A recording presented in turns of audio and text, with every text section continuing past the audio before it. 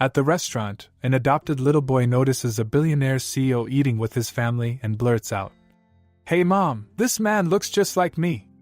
The man tries to maintain composure, but then catches his wife's shocked expression. Before we begin this story, let us know in the comments where you're watching from. Enjoy the story. The restaurant buzzed with the sounds of clinking glasses, soft music, and the gentle hum of conversation.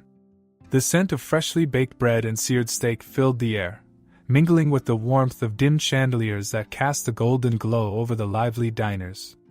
Sarah adjusted the napkin in her lap, smiling across the table at her son, Oliver, who was swinging his legs under his chair, his eyes darting around in fascination. It wasn't often they went out to such an upscale place, but tonight felt special. Oliver had aced his spelling test, and Sarah wanted to treat him to something beyond their usual takeout routine.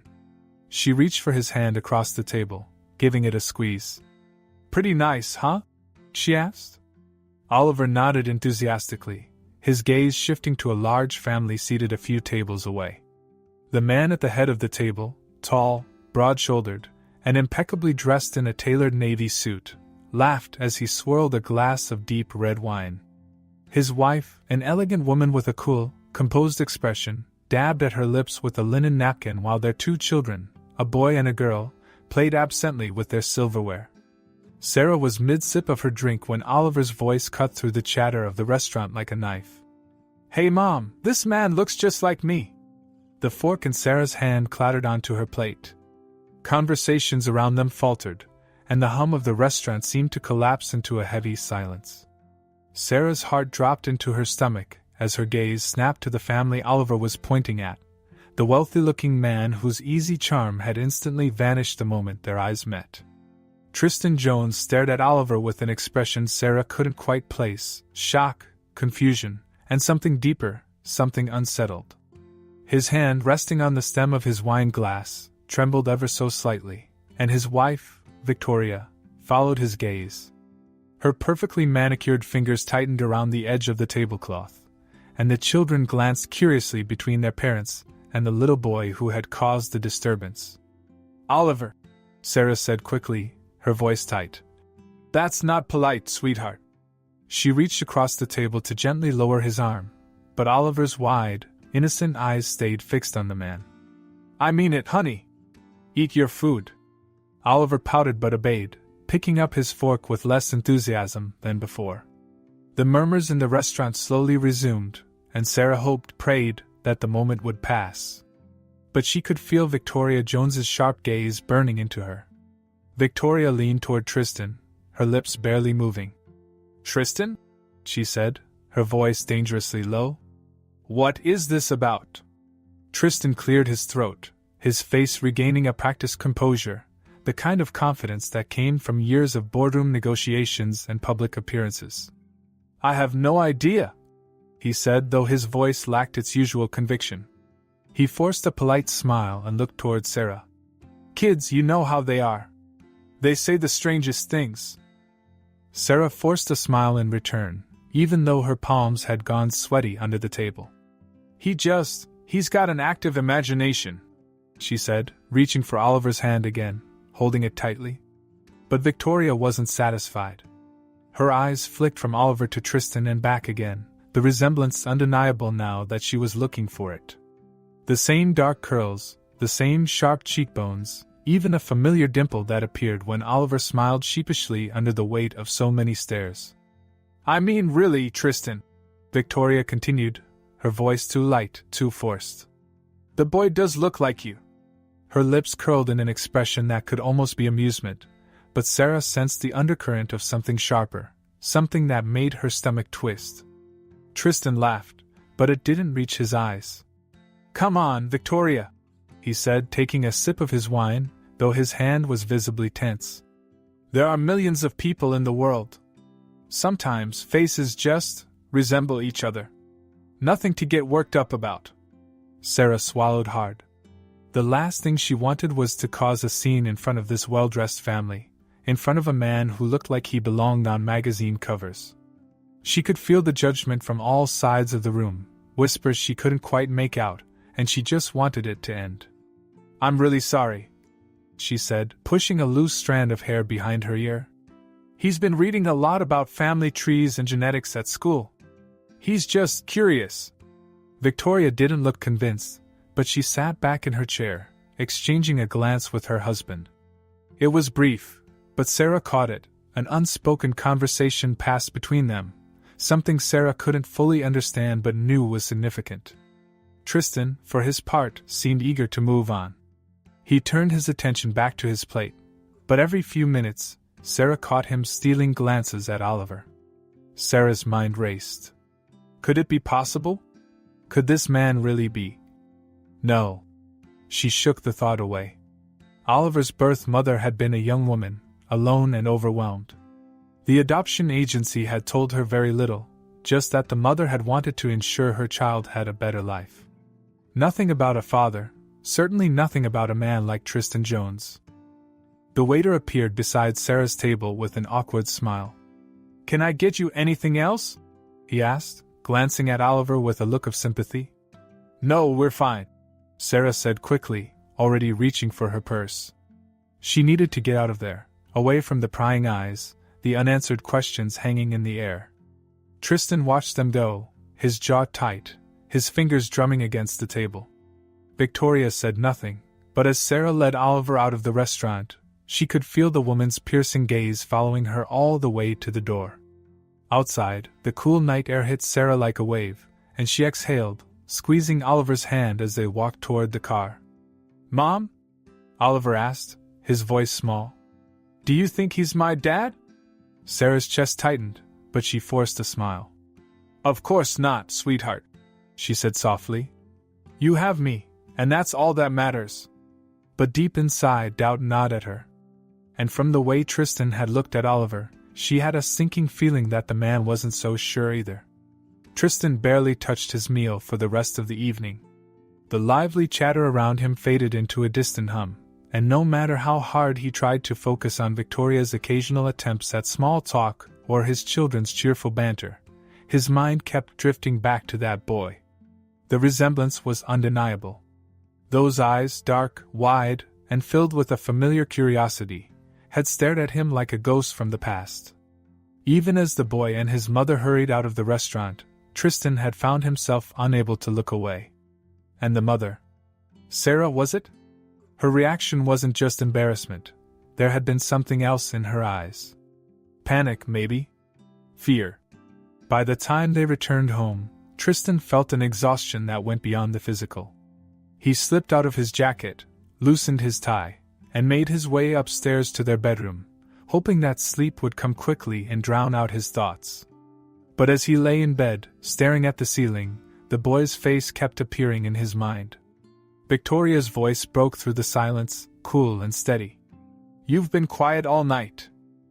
Tristan closed his eyes briefly before turning onto his side to face her. She was sitting up against the headboard, her dark hair tucked behind her ears, her expression sharp and unreadable. "I'm fine," he said, though the words felt heavy on his tongue. Victoria didn't buy it. She never did. "It's about that boy, isn't it?" He opened his mouth to deny it, to brush it off the way he had at dinner, but the words wouldn't come. Instead, he sat up slowly, running a hand through his hair. "It's ridiculous," he muttered. "Just some coincidence."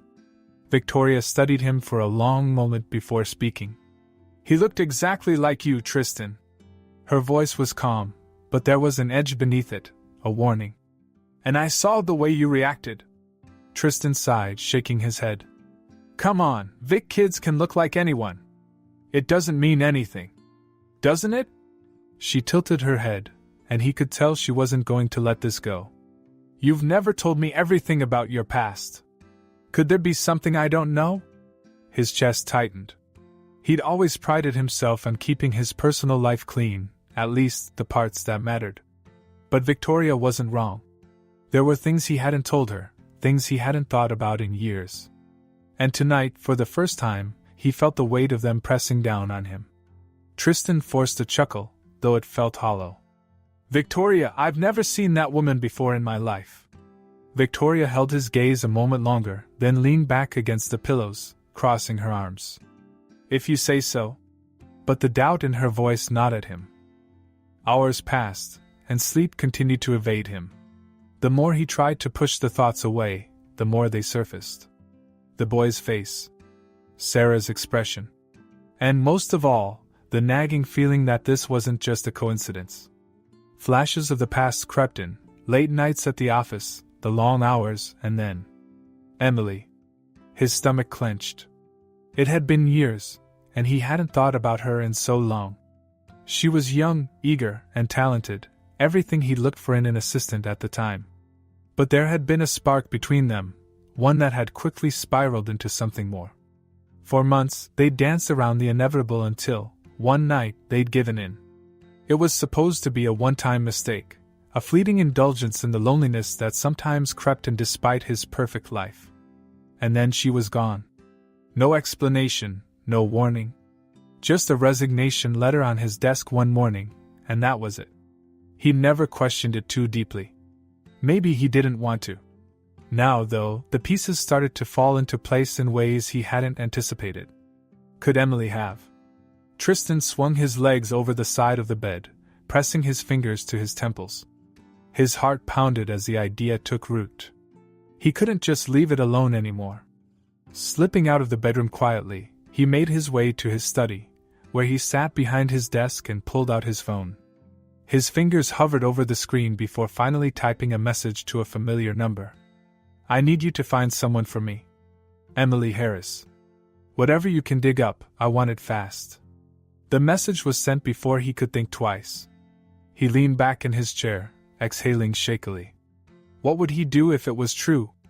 What if that boy really was his? The thoughts sent a ripple of unease through him. His carefully constructed life, Victoria, the kids, the business, could unravel in an instant. His phone vibrated in his hand. The reply was swift. I'll get back to you in the morning. Tristan set the phone down, rubbing his face with both hands. Tomorrow, he'd have answers. But right now, all he had was the weight of a past he thought he'd left behind. The following morning, Victoria watched him from across the breakfast table, her gaze lingering on him as he absently stirred his coffee. She didn't say anything, but he could feel the unspoken words hanging in the air between them. Big day at work? She finally asked, her voice casual. Tristan nodded, taking a sip. Yeah. A lot on my plate. She eyed him for a moment before shifting her attention to their children. Liam, sweetheart, don't forget your soccer bag. He gave her a small, grateful smile, but deep inside, the tension remained. Later at the office, he found himself distracted during meetings, the usual flow of numbers and projections blurred by thoughts of Emily, of the child who might be his, and of what it would mean if the investigator came back with proof. When his phone finally buzzed, his pulse quickened. He stepped out of the boardroom, ignoring the questioning looks from his team. The message was short but sent his stomach plummeting. Found her. She left the state after quitting. Had a son. Born around the right time. Tristan stared at the words, his chest tightening. There it was. The truth he had been both dreading and expecting. He leaned against the wall, pressing a hand to his forehead. He wasn't ready for this. Not now. Not ever. But ready or not, the past was here. And this time, it wouldn't be so easy to ignore. Tristan sat at his desk, staring at the investigator's report spread out in front of him. The words blurred together, but their meaning was unmistakable. Emily had given birth just months after leaving the company.